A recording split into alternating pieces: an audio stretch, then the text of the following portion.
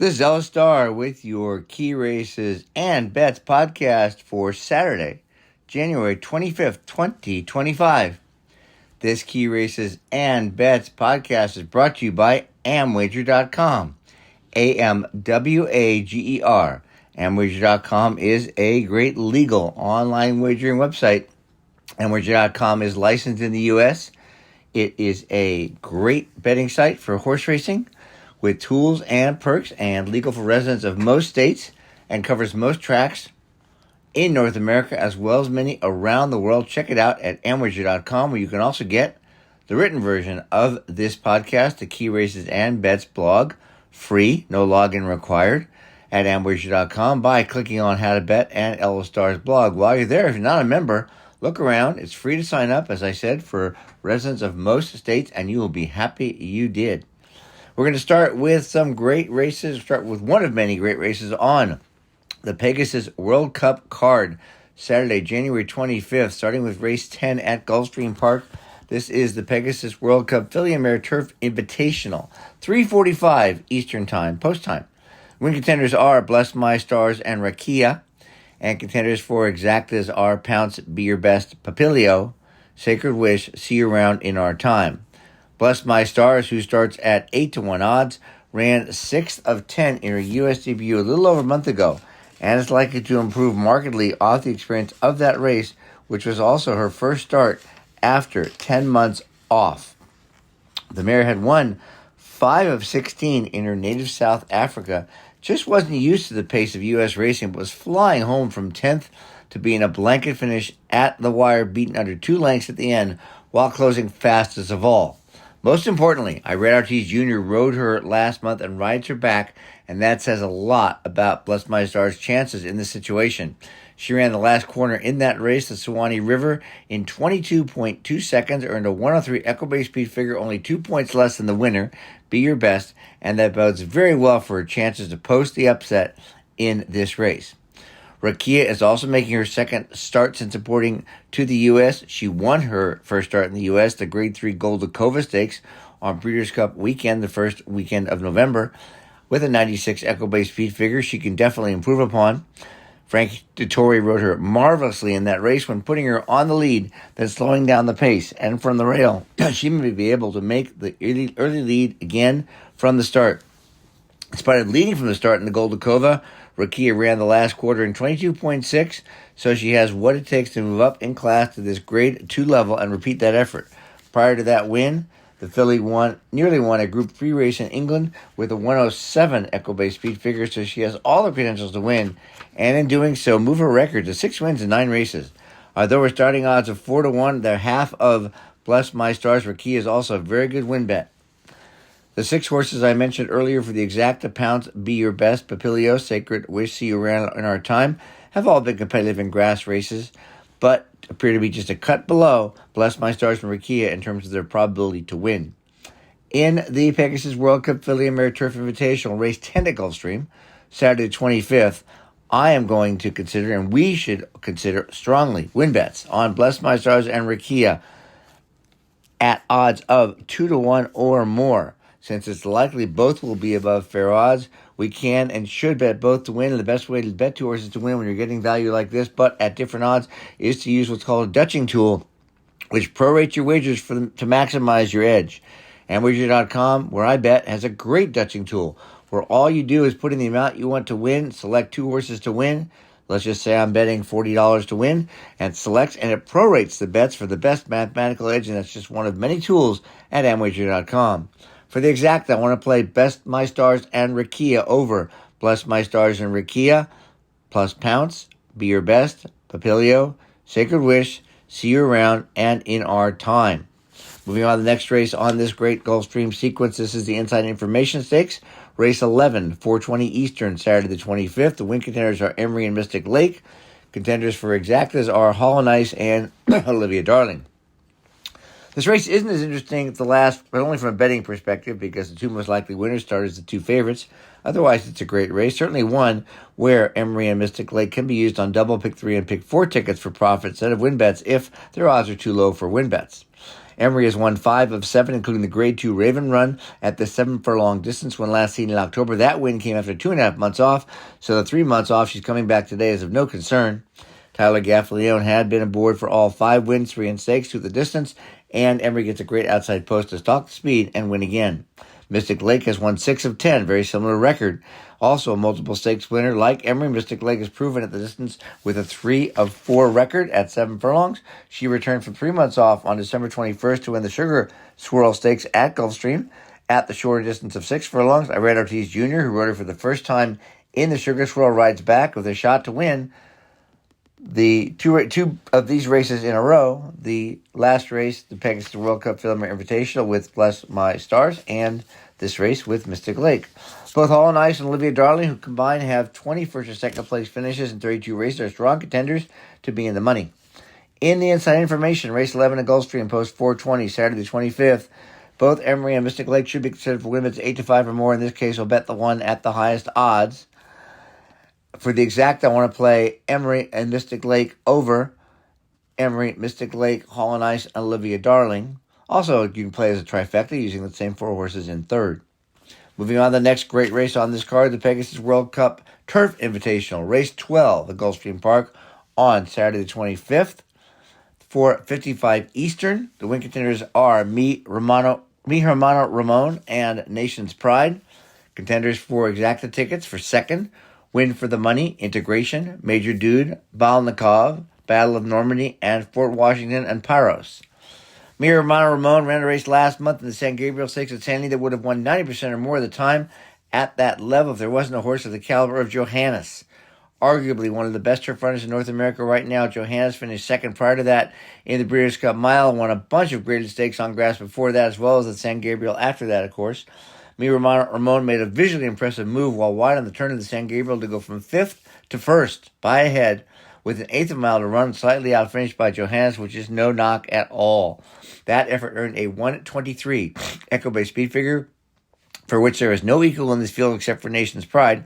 And considering Mi Hermano Ramon earned a 1:20 figure prior to that winning the Seabiscuit handicap, and particularly as he starts 8-1, Mi Hermano Ramon has to get top billing. Nation's Pride starts at 2-1 and will likely continue to be bet as the favorite because he's won 8 of 17 on grass and earned $3 million, including 3 Grade 1 wins or Group 1 wins. He ran poorly in 3 of his last 7, but 2 of those were in Bahrain, where the horses race clockwise, right-handed, and his jockey William Buick is certain that is why Nation's Pride ran poorly. He just didn't like running that direction. His other poor effort came in the Man o' War Stakes in May, but that was off a 5-month layoff. Nation's Pride's efforts last summer winning the Arlington Million with a 118 figure and closing fast for second in the Manhattan with a 121 figure prove he can win this race with his best effort. As I mentioned, there are a number of horses which have a shot to hit the board, and all are going to be listed in a second when I talk about the exactas. In the Pegasus World Cup Turf Invitational, race 12 at Gulfstream, 4:55 Eastern, Saturday, the 25th of January. Considering Nation's Pride will be the favorite at 2-1 or less, the only choice for a win bet is going to be that offers return for the risk is going to be Mi Hermano Ramon at 2-1 or more, and that's going to be a great bet. For the exactas, we're going to play, because we'll likely be unable to bet Nation's Pride to win at low odds, we can play him in an exacta as a win bet, trying to make more money than we would as a win bet at low odds, and that would be Nation's Pride over Mi Hermano Ramon, Win for the Money, Integration, Major Dude, Balnikov, Battle of Normandy, Fort Washington, and Pyros.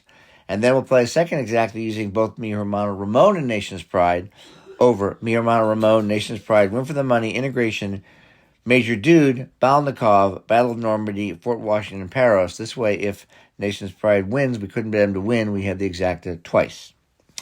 Moving on to the big feature of the day, one of many great races on the Saturday card, the 25th of January at Gulfstream. This is the Pegasus World Cup Invitational, race 13, 5:40 Eastern. The top win contenders are Skippy, Longstocking, Saudi, Crown, and Stronghold. Other contenders are White Abarrio and Locked. When assessing factors that winners of the Pegasus World Cup have possessed in previous years, it appears, actually it's pretty likely, that running in the Breeders' Cup Dirt Mile or Breeders' Cup Classic has significant weight. That makes sense, given those two races are the top races near the end of the year for horses running on dirt, from a mile to a mile and a quarter, which lends itself to success in this mile and eighth field race.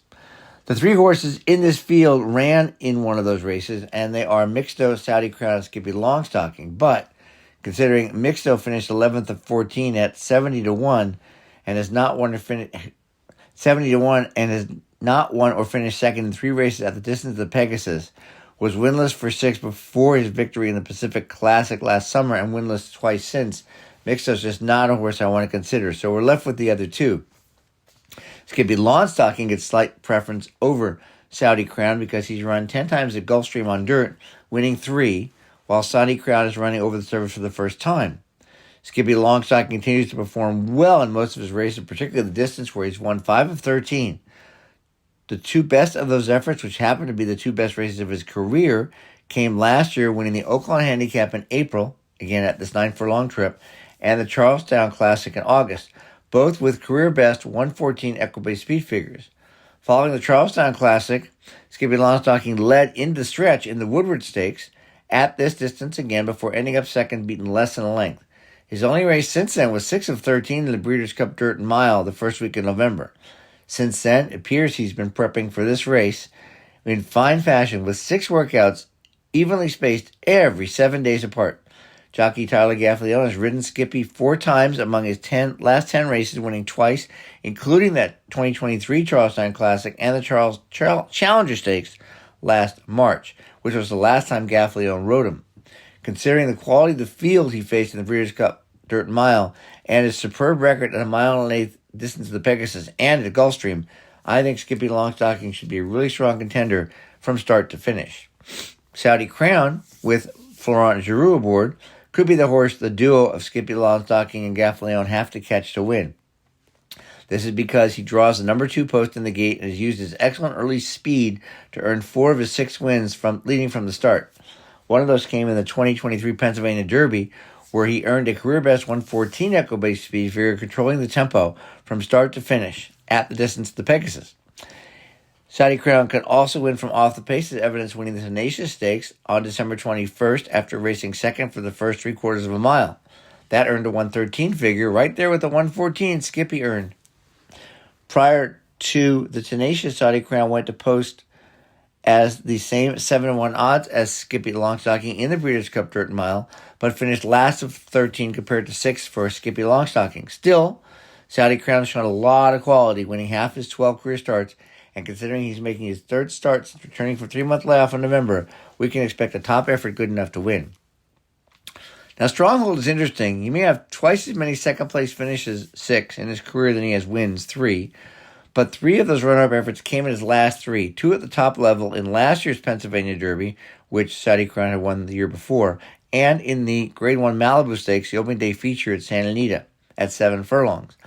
His equibase figures have significantly improved in his last 3 races as he's matured physically as well as he gets older, going from 102 in July, 107 in the Pennsylvania Derby, and 114 in the Malibu. That last one puts him right there with Saudi Crown skipping Longstocking if repeated, and gives him a chance to post the upset if he improves, and if the other two do not run as well as expected. The only 2 times Stronghold has run the distance of the Pegasus, he ran exceptionally well. One of those was second in the Pennsylvania Derby, and the other was winning the Salem Derby last April. Making his second start following 3 months off and first as a 4-year-old, Stronghold must be considered a contender in this group. Now, honorable mention goes to Locked and White Barrier, who opened at fairly low odds compared to the 3 above. Locked returned from 11 months off in October to win an allowance race and won the Cigar Mile with a 113 figure, which certainly is competitive with the top horses if repeated. However, there is a question about the distance, because Cigar was a 1-turn mile. He's never run 9 furlongs previously. So that's the big question about Locked, and at low odds, I don't know that I want to bet him to win. White Barrier earned a 116 figure, winning the Breeders' Cup Classic in 2023, which was 14 months ago. And he's won 6 of 8 at Gulfstream on the main track. Like Locked, White Barrier stretches out from a 1-turn race following a second-place finish in the Mr. Prospector 4 weeks ago. He won the 2023 Whitney at the distance with a career-best 122 figure, but he was a 4-year-old then. And now he's 6, and in his 2 races at the end of last year as a 5-year-old, including the Mr. Prospector, White Barrio earned 104 and 100 figures, which would not be competitive with Skippy Longstocking's Saudi Crown Stronghold if repeated. So, in the Pegasus World Cup Invitational, 5:40 Eastern, race 13 at Gulfstream on Saturday, January 25th, I'm going to look to consider both Skippy Longstocking and Saudi Crown at 5-2 or more, and Stronghold at 4-1 or more. I'll bet the higher odds of the first pair and definitely would not object to betting Stronghold.